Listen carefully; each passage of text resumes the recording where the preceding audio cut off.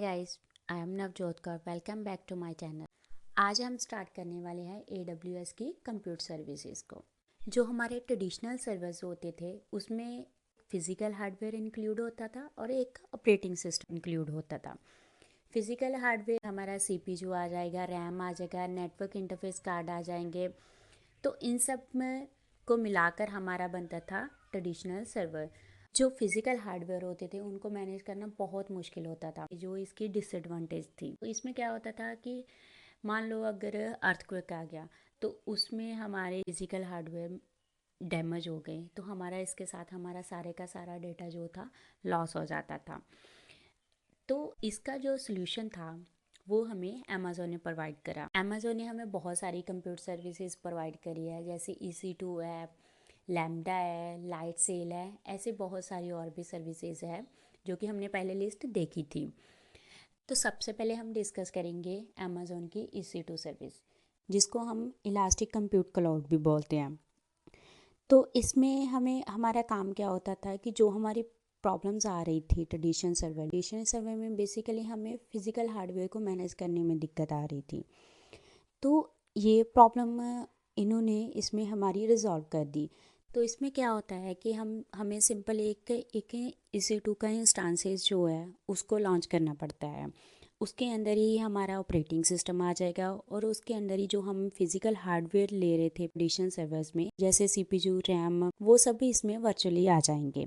तो इसलिए हमें इनको मैनेज करना वो बहुत ज़्यादा डिफ़िकल्ट नहीं होगा, क्योंकि ये सब अमेज़ोन ही इसको मैनेज करेगा। हमारी रिस्पॉन्सिबिलिटी नहीं होगी इसको कैसे मैनेज करना है, कैसे कहाँ पर इसको स्टोर करना है, ये सब चीज़ें अमेज़ोन ही मैनेज करेगा। हमारा काम जस्ट EC2 का इंस्टांस को लॉन्च करना है। हम प्रैक्टिकली इसमें देखेंगे, जब हम EC2 का इंस्टांस लॉन्च करेंगे तो उसी में हमें अमेज़ोन प्रोवाइड करेगा कि आपने कौन सा ऑपरेटिंग सिस्टम यूज़ करना है, कितनी आपने CPU यूज़ करना है, कितना आपने रैम यूज़ करना है, वो सब चीज़ें हमें अमेज़ोन ही प्रोवाइड करेगा। वो हम प्रैक्टिकली देखेंगे। पहले हम डिस्कस करेंगे अमेज़ोन की EC2 सर्विस। तो EC2 है क्या? EC2 जो है वो हमारी एक वेब सर्विस है जो हमें क्लाउड में रिसाइजेबल कंप्यूट कैपेसिटी प्रोवाइड करती है और प्रॉपर सिक्योरिटी के साथ प्रोवाइड करती है। तो इसके बेनिफिट्स क्या है? इसके बहुत सारे बेनिफिट्स हैं। हम कुछ बेनिफिट्स इसके डिस्कस करेंगे, जैसे कि इलास्टिक वेब स्केल कंप्यूटिंग।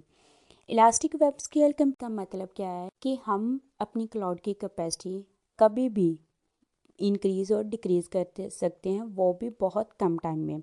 तो सेकंड जो हमारा इसका जो बेनिफिट है वो है कम्प्लीटली कंट्रोल्ड। कम्प्लीटली कंट्रोल्ड कैसे होता है कि इसमें हमारा जब भी हम कोई इंस्टांस लॉन्च करते हैं तो उसका हमें रूट एक्सेस होता है। कभी भी हम उसको जो इंस्टांस है उसको स्टॉप कर सकते हैं, कभी भी स्टार्ट कर सकते हैं, डेटा का कोई भी लॉस नहीं होगा। तो इस चीज़ के लिए हम क्या यूज़ करते हैं? इस चीज़ के लिए हम उसकी वेब सर्विस API यूज़ करते हैं। तो तीसरा जो इसका बेनिफिट है वो है फ्लेक्सिबल क्लाउड होस्टिंग सर्विस। इतनी भी हमारी EC2 में हमें अमेज़ॉन सर्विस प्रोवाइड करता है, जैसे इंस्टांस टाइप होगी, ऑपरेटिंग सिस्टम हो गए, कुछ सॉफ्टवेयर पैकेज जो प्रोवाइड करता है, उसको हम जैसे भी जितना भी हमें चाहिए उतना हम चूज़ कर सकते हैं, कभी भी कर सकते हैं चूज़, और कभी भी उनका स्टोरेज साइज़ जो है वो इंक्रीज़ कर सकते। तो EC2 में हमारे 3 टाइप के इंस्टांसेस होते हैं। फर्स्ट होते हैं ऑन डिमांड, सेकंड होते हैं रिजर्व्ड इंस्टांसेस, एंड लास्ट होते हैं हमारे स्पोर्ट।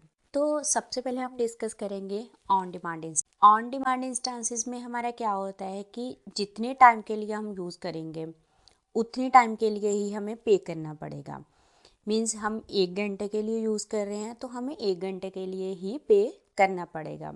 इसके लिए हमारी कोई भी हम बहुत ज़्यादा पहले एग्रीमेंट नहीं कोई साइन करते, कोई कमिटमेंट नहीं होती हमारी कि हमने इतने टाइम के लिए ही करना है। सेकंड है रिजर्व्ड इंस्टांसेस। रिजर्व्ड इंस्टांसेस में क्या होता है कि कई बार हमें श्योर होता है कि हमें इतनी ही कैपेसिटी लगेगी, हमें इतनी की ही ज़रूरत है, तो हम उतनी कैपेसिटी जो है वो रिजर्व्ड करवा लेते हैं। तो इसमें हमें बहुत सारे डिस्काउंट भी मिल जाते हैं as comparison on demand. On demand में हमें कोई डिस्काउंट नहीं मिलता, बहुत कम होता है कि अगर डिस्काउंट मिले तो। थर्ड जो हमारी स्पोर्ट इंस्टांसेस है उसमें हमारे 90% तक डिस्काउंट मिल जाते हैं as comparison on demand instances. Next है अमेज़न मशीन इमेजेस, जिसको हम AMI भी बोलते हैं। AMI हमारी एक स्पेशल टाइप की वर्चुअल एप्लीकेशंस होती है AWS में, जिसको हम यूज़ करते हैं कोई भी वर्चुअल मशीन क्रिएट करने के लिए विद इन EC2। जैसे हमने कोई इंस्टांस लॉन्च करना है तो उसके लिए जो भी हमें इंफॉर्मेशन रिक्वायर्ड होगी वो हमें प्रोवाइड करेगा AMI भी। जैसे इसमें कुछ चीज़ें इंक्लूड होती है कि हमें स्टोरेज चाहिए, कौन सा टेम्पलेट यूज़ करना है, मीन्स हमें कौन सा ऑपरेटिंग सिस्टम यूज़ करना है, कौन सा एप्लीकेशन सर्वर यूज़ करना है, ये सब चीज़ें हमें AMI प्रोवाइड करता है। और इसमें हमारा ये भी होता है कि कौन सा AWS का अकाउंट जो है वो इसको हैंडल करेगा और किसको परमिशंस देनी है कि वो ही इसको लॉन्च करे। बहुत सारी ऐसी इंफॉर्मेशन है जो हमें AMI प्रोवाइड करता है। AMI को हम 3 कैटेगरीज में डिवाइड करते हैं। फर्स्ट है हमारी कम्युनिटी AMI, सेकंड है AWS मार्केटप्लेस AMI, थर्ड है हमारी माई AMI। कम्युनिटी AMI में हमारा क्या होता है कि ये फ्री टू यूज़ होती है। AWS मार्केट प्लेस में जो EMI आती है वो उसके लिए हमें पे करना पड़ता है। मीन्स हमें मान लो हमें कोई लाइसेंस सॉफ्टवेयर चाहिए कोई किसी भी एप्लीकेशन के लिए, तो वो हमें उसके लिए पे करना पड़ेगा। थर्ड हमारी आती है जो हमने खुद से क्रिएट करी होती है, उसको बोलते हैं माई AMI। तो मान लो हमने कोई टेम्पलेट खुद से क्रिएट करा हुआ है, कोई एप्लीकेशन है या कोई सॉफ्टवेयर है हमने खुद से जो है क्रिएट करा हुआ है, तो उसको हम यूज़ कर सकते हैं। नेक्स्ट जो हमारी कंप्यूट सर्विस है वो है Amazon इलास्टिक कंटेनर सर्विस। ये सर्विस हमें highly scalable and high performance container management services provide करती है, जो कि डॉकर कंटेनर को सपोर्ट करती है। डॉकर कंटेनर में हमारे एग्जीक्यूटेबल सॉफ्टवेयर इंक्लूड होते हैं, हमारा कोड जो भी हम कोडिंग करते हैं वो इंक्लूड होता है, और बहुत सारी चीज़ें ऐसी एक ही कंटेनर में इंक्लूड होती है। तो जो हमारा कंटेनर होता है वो वर्चुअल इंस्टांसेस की तरह ही होता है, बट इसका जो बेनिफिट है कि इसको हमें मैनेज करना जो होता है वो इजी होता है। तो कंटेनर में हमारा इंक्लूड होता है जो भी हम एप्लीकेशन रन कर रहे हैं इस सर्विस के थ्रू, उसका कोड होगा, उसके रन टाइम के लिए जितनी भी चीज़ें रिक्वायर्ड होगी वो सारी चीज़ें होंगी, सिस्टम के कौन कौन सी टूल्स उसको रिक्वायर्ड होंगे वो इंक्लूड होंगे, उसकी लाइब्रेरीज और उसके सेटिंग जो भी सब चीज़ें हमारी सिस्टम की रिक्वायरमेंट्स होंगी और उस एप्लीकेशन की रिक्वायरमेंट होंगी वो सब चीज़ें इसमें इंक्लूड होंगी। कंटेनर के बहुत सारे बेनिफिट्स है। पहला तो है कि इसको मैनेज करना बहुत ईजी है।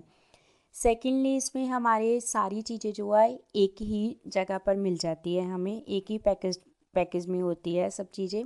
थर्ड हमारा यही है कि इसको रन करना बहुत इजी है और एक जगह एक कंप्यूटिंग इन्वायरमेंट से दूसरे कंप्यूटिंग इन्वायरमेंट तक लेकर जाना भी बहुत इजी है। ECS की हेल्प के थ्रू हमें खुद का कोई भी क्लस्टर मैनेजमेंट इंफ्रास्ट्रक्चर जो होता है उसको इंस्टॉल, ऑपरेट या कुछ भी करने की ज़रूरत नहीं पड़ती।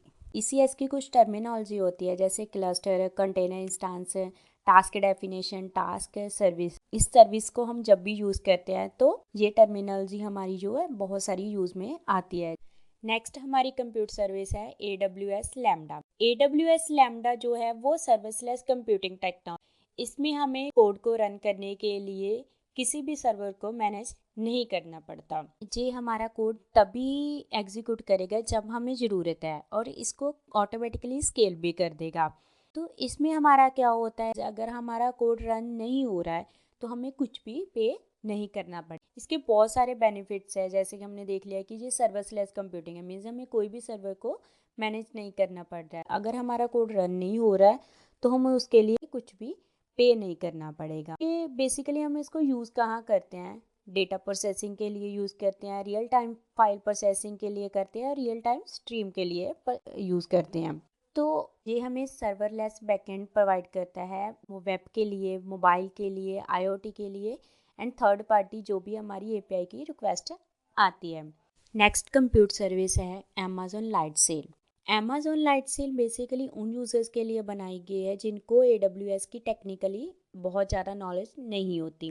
इसको यूज़ करना जो है बहुत इजी है। इसमें हमें स्टोरेज एंड नेटवर्क कैपेसिटी मिल जाती है। इसमें ये भी कैपेबिलिटी होती है कि कैसे कोई भी वेबसाइट को या कोई भी एप्लीकेशन जो है उसको कैसे डिप्लॉय करना है और कैसे मैनेज करना है। बेसिकली इसमें हमें वो सब चीज़ें मिल जाती है जो भी हमें एक प्रोजेक्ट को लॉन्च करने के लिए चाहिए, और वो भी बहुत कम टाइम में और बहुत क्विकली मिल जाती है। जैसे कि हमें किसी प्रोजेक्ट को लॉन्च करने के लिए चाहिए वर्चुअल मशीन चाहिए, एसएसडी बेस्ड स्टोरेज चाहिए, डेटा ट्रांसफर चाहिए, डीएनएस मैनेजमेंट चाहिए एंड स्टैटिक आईपी चाहिए। ये सब चीज़ें ये हमें बहुत क्विकली प्रोवाइड कर देता है। इसमें pre configured virtual private server होता है जिसमें सब कुछ इंक्लूड होता है, जो भी हमें किसी एप्लीकेशन को डिप्लॉय करने के लिए, हमारा डेटाबेस क्रिएट करने के लिए चाहिए। इसके थ्रू हम इंस्टांसेस एंड डेटाबेस क्रिएट कर सकते हैं। हमारे जो भी स्टैटिक आईपीज है, डीएनएस जोन है, वो सब चीज़ें हम जो है क्रिएट कर सकते हैं। ये अमेज़ॉन की कुछ इम्पॉर्टेंट कंप्यूटर सर्विसेज है जो आज हमने डिस्कस करी है। इसके अलावा भी कुछ अमेज़ॉन की जो है कंप्यूटर सर्विसेज है, जैसे कि बीनस्टॉक है। नेक्स्ट वीडियोस में हम इनको प्रैक्टिकली करके देखेंगे कि ये सब चीज़, ये कंप्यूटर सर्विस काम कैसे करती है। तो आज की वीडियो के लिए बस इतना ही। आई होप कि आपको ये वीडियो अच्छी और इन्फॉर्मेटिव लगेगी। अगर आपको अच्छी और इन्फॉर्मेटिव लगती है तो आप please like, comment and share करिए। थैंक